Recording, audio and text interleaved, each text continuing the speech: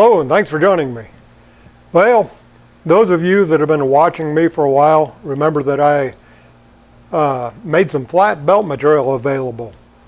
And I found it surplus, and I got a good deal on it. Normally it's about $13 a foot, and I'm able to sell it for about $5 a foot. And it's some good material. Here it is right here. It's 2-inch wide, but I can make it available in any width less than 2 inches. Just a little bit of background. I worked for a printing company, retired from a printing company, and I oversaw a lot of the belt installation out there. So, in fact, after I retired from the company, I still prepared their belts for them. And I'll show you what's involved with preparing them. Preparing was basically grinding they called it a skive, which is a taper on the belt, so that you can glue the two ends together and have a consistent thickness. So I made this grinding jig.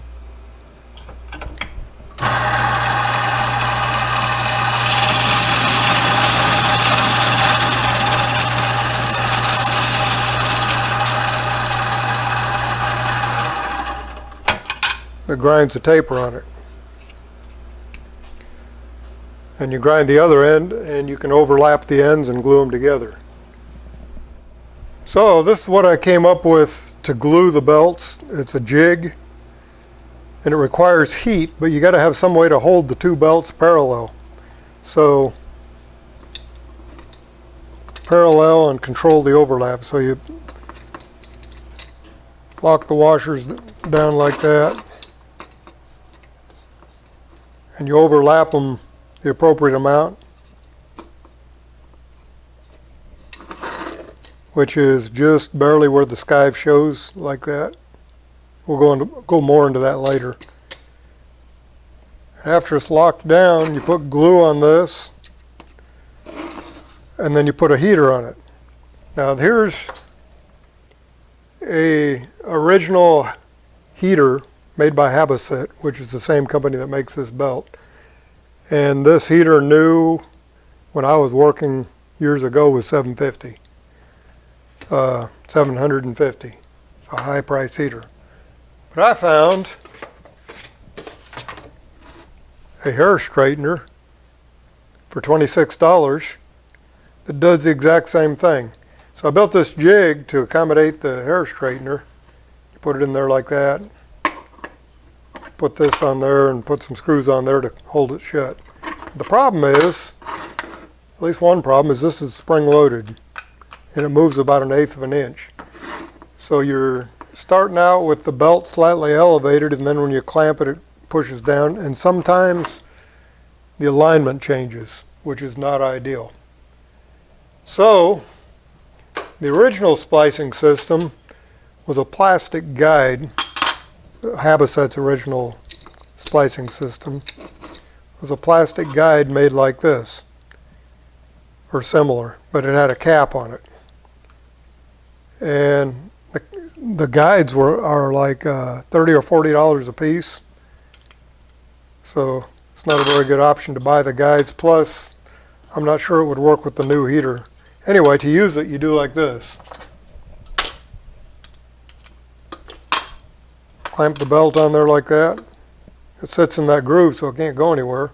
Control the overlap like that. And then you take, I could take this heater, do that. But this $26 hair straightener works just as good. Anyway, you put glue on it, put that on there, and take a spring clamp and put on the outside of it. Then let it sit for 20 minutes, and you're good to go. So there's a couple of drawbacks to this method. Number one, you got to have a belt guide for every belt width. This one here, you just slit it up against one side. But this one here too, if you're a little rough with it, the belt would get cocked like that, and then you'd have a bad splice. So I'm hoping this will be a better guide. But the one negative about it is if the belt width varies a little bit, then it's loose in the guide. Now, to a certain degree, that's not a big problem. But because I've got to split this belt, starts out 2-inch, and quite often I've got orders for 1-inch, I've got to find a way to accurately split this. And I have done that, but I have trouble with accuracy. So what we're going to do today is build a accurate belt splitter. And let me show you how the original belt splitter works. This is my first belt splitter. It's got a couple of 7/16 screws here, and I can move it back and forth. It's got a little blade in here, and I can rotate this. And it's a utility knife blade clamped in this jig here, and it embeds itself into this plastic guide. And to use it, I got a set of 1-inch now. You cut a taper on the belt you want to split. Put it through there. And then you pull it through. And it works really good, but it's not repeatable. In other words, every time I move it, I might be off a little bit, and I want something more repeatable. So I'm going to use this upper portion of this, but I'm going to build a new steel track for this to sit in, and cut grooves at each increment to let the blade drop down into. I'm going to make it 3/4 inch, 1-inch, 1.25 inch, 1.5 inch, and 1 3/4. So that's what we're going to do now. We're going to rebuild this bottom piece. Okay, I've got a piece of, it started out 3-inch stock, and I cut a piece off, or 4-inch stock, and cut it to 3 inches, and I milled both ends of it so they're true. And we're going to cut a 2-inch wide slot in that, a little over the thickness of the belt. And the thickness of this belt is 50 thousandths. So I'm going to go about 80 thousandths. You don't want it too big, because then the belt can curl up while I'm slitting it. So I'm just going to touch off, and then touch off, and then go 80 thousandths more. Let's go 70. 75. I think 75 will be deep enough.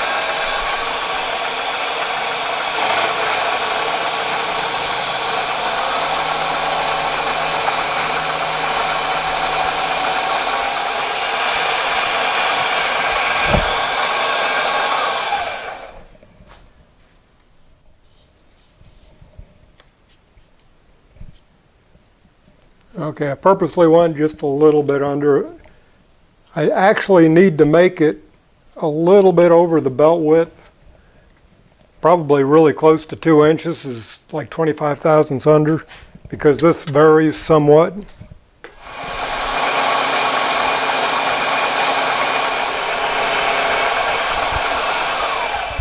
I'm gonna leave it at that, although I suspect I will end up coming back and milling it wider, but that's perfect. Okay, what I'm going to do here is touch off to this edge. And that's so that I can move it exactly 1/2 inch, 3/4 inch, whatever. But I'm going to make it, the blade is 24 thousandths thick, so I'm going to make it 12 thousandths tighter to this. That way the sharp point of the blade will be exactly where I want it to cut. Okay, there it is. Reset my DRO. Put it away a little bit. Go up 12 thousandths.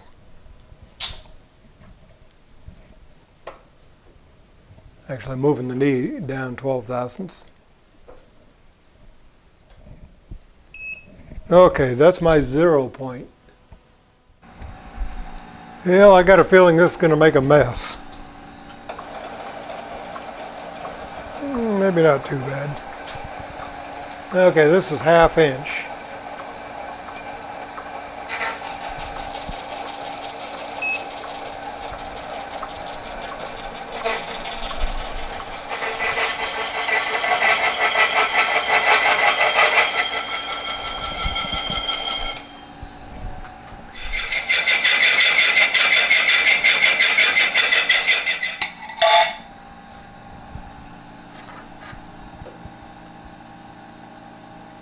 Yeah, the spacing looks right.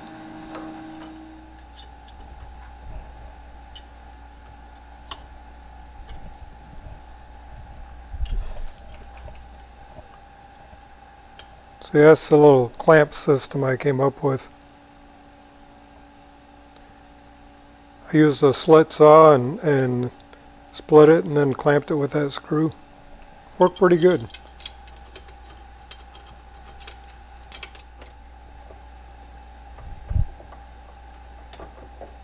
Clamp in there like that.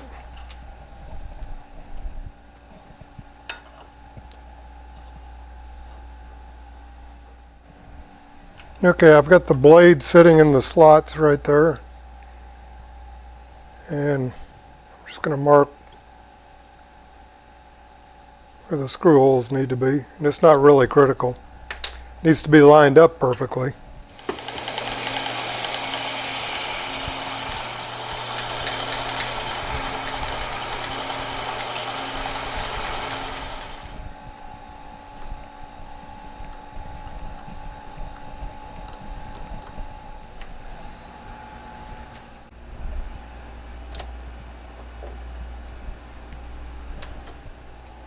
Put the blade where you want it, move it this way in the slot, and tighten it down.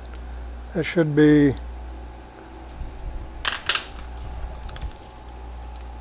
inch and a quarter right there, I think. Inch and a quarter right there. Okay, let's give it a try. Okay, here we go.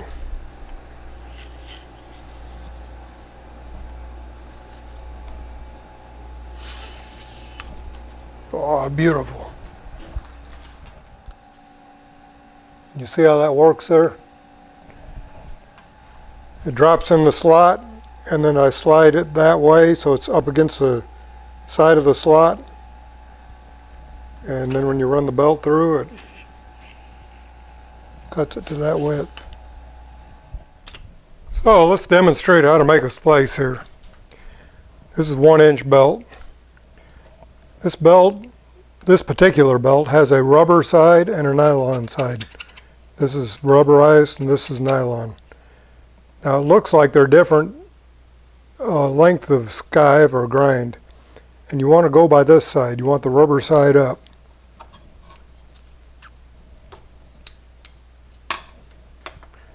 And then control the overlap so that you get maximum overlap without getting into that rubber right there. If you go like that, then you'll have an unbonded ledge there that won't glue. It'll catch on things and peel back. Anyway, you want maximum overlap but not into that green area. So clamp that there like that. You take this fix-all glue,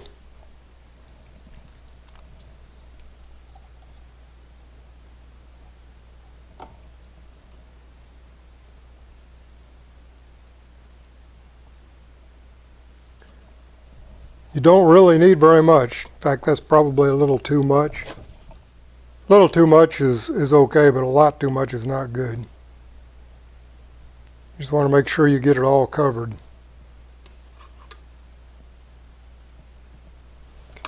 Then, take this heater, and I'll put a link down below the video for you to follow, and you can order this heater on Amazon.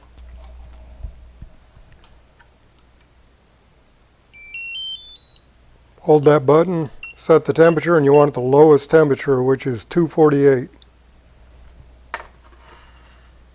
Clamp that on there like that. Wait 20 minutes. Okay, it's been about 20 minutes.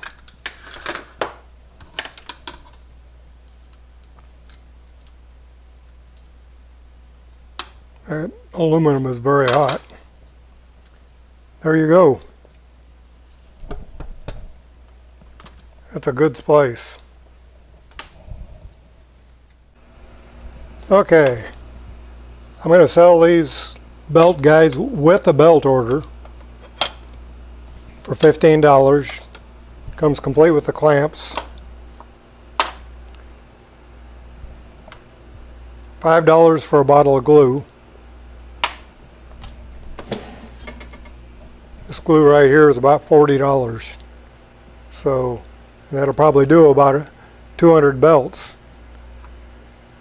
But you only need about that much to do probably 10 belts. So bottle of glue is $5. These parts right here, $15. You can buy this heater on Amazon for $26, and then you'll be ready to splice a belt on your lathe, mill, whatever. The biggest advantage to doing this, I can sell a pre-spliced belt and I'll charge you $5 to make that splice.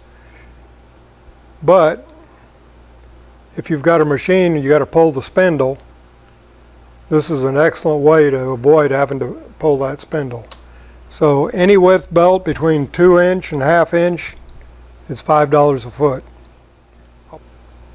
I'll put all the ordering instructions underneath the video along with the prices. You send me your information in an email and I'll send you a bill via Square credit card service, and then you can pay online and I'll send the belt and the tools. You'll have to buy that. I'll provide a link. That's on Amazon. Got these little vials here I bought. They're pretty cheap, so I can afford to give you a little bit of glue. $5 for the glue. Anyway, thanks for joining me. Be sure and subscribe and ring that bell.